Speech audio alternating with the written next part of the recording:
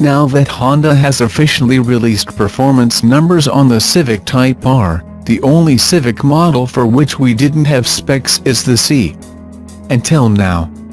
A member of car forum Civic X claims to have received an email from Honda saying the upcoming Sport Compact will have 192 pound-feet of torque.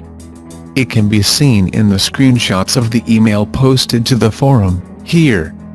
Unsurprisingly, this number puts the Si between the top-tier Type R and the milder Civic hatchback Sport.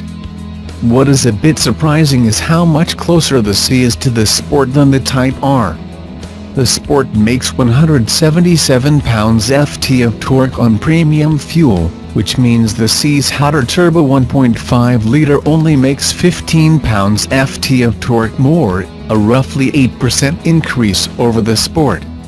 In fact, if this information is true, the new Si will only make 19 more lb-ft compared with the last naturally aspirated Civic Si. Current competitors like the VW GTI, 258 pounds-ft, and Focus Street, 270 pounds-ft, also out-torque the new Si. Based on this, it looks like the Si may be leaving the gate with one wheel tied behind its axle. However, it's possible Honda's seminal Sport Compact could even the playing field in other ways. It may have a more substantial respective horsepower increase. It will likely have more power than the last Si's 205 horsepower, and likely more than the similarly powerful base, GTI, which makes 210 horsepower.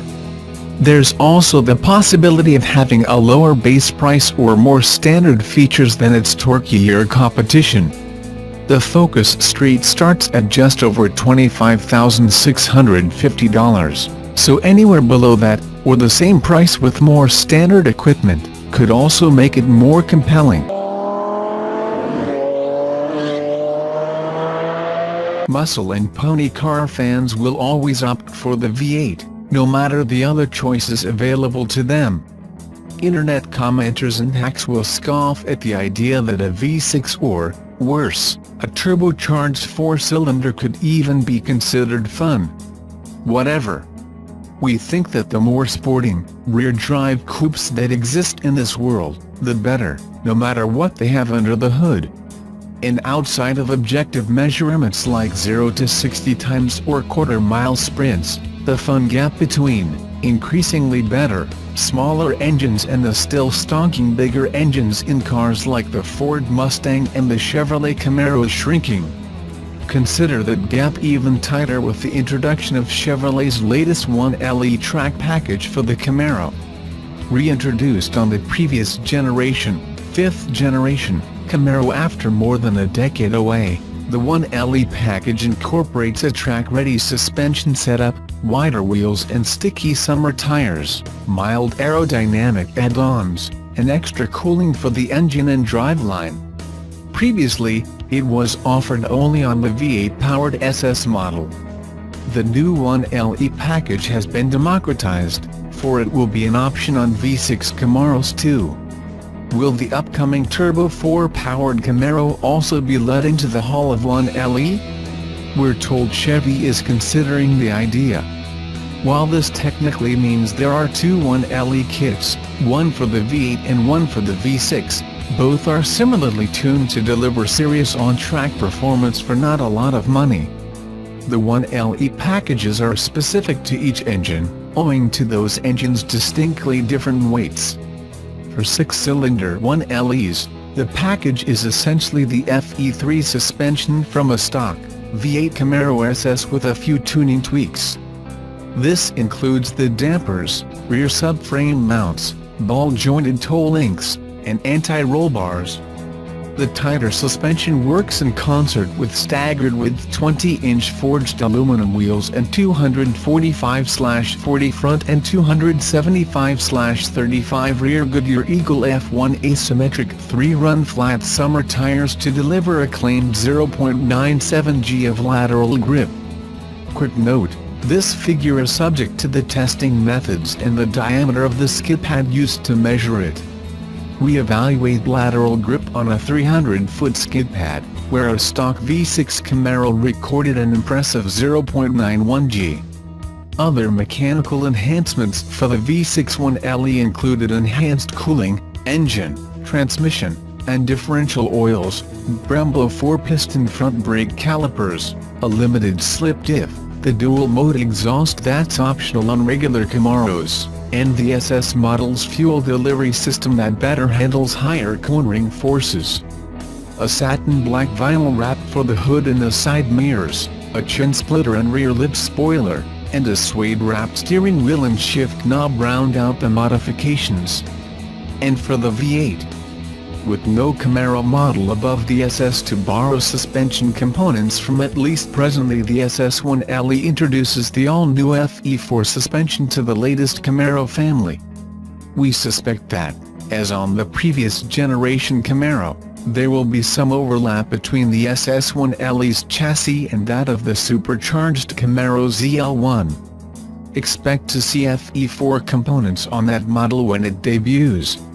Chevrolet cites specific tuning for the SS1LE's standard magnetour helical dampers, as well as for the springs and anti-roll bars. The V8 setup is augmented by even more aggressive tires, in this case Goodyear rubber with Corvette-like section widths of 285/30 up front and 305/20 in back. Brembo front brakes incorporate larger aluminum het rotors and 6-piston monoblock calipers, while the rear end is beefed up by an electronically controlled limited slip differential similar to that used in the Corvette. Standard Camaro SS models already ship with engine, differential, and transmission oil coolers, so those items aren't specific to the 1LE package but are useful nonetheless. The SS1LE also comes standard with a dual-mode exhaust, a satin black hood and side mirrors, a front splitter and rear lip spoiler, and a microSID-wrapped steering wheel and shift knob. Also included are a pair of deeply bolstered Recaro bucket seats which are optional on the V6 1LE, covered in the grippy cloth with microSID inserts. The nifty performance data recorder feature, essentially a dash cam with lap time analysis software that first debuted on the Corvette, is optional on both 1LEs. Power corrupts, or does it? Astute readers may have noticed that we've not mentioned a single horsepower or torque figure for either 1LE. That's no accident. As before, the 1LE package is strictly a chassis upgrade, and ordering it changes nothing about the Camaro's 6 and 8-cylinder engines.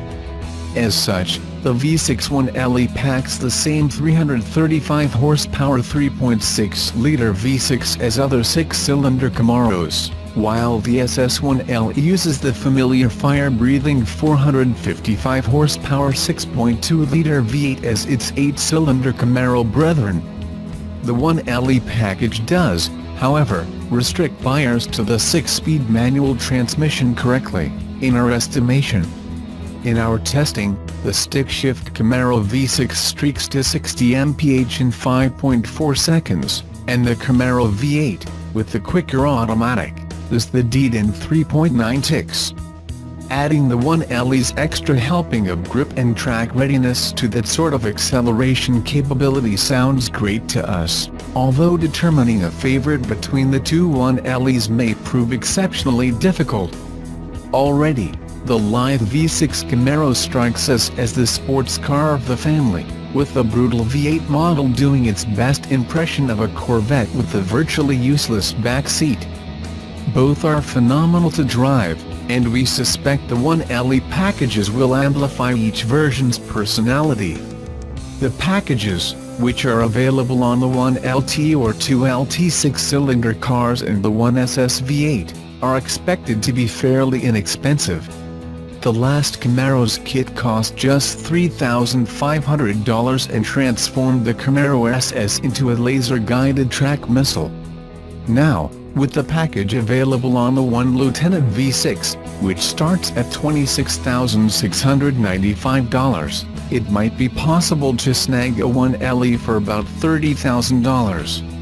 If that's not reason enough to drop the V8 or die line, we suggest you go test drive a 6-cylinder Camaro right now. We'll try not to say we told you so.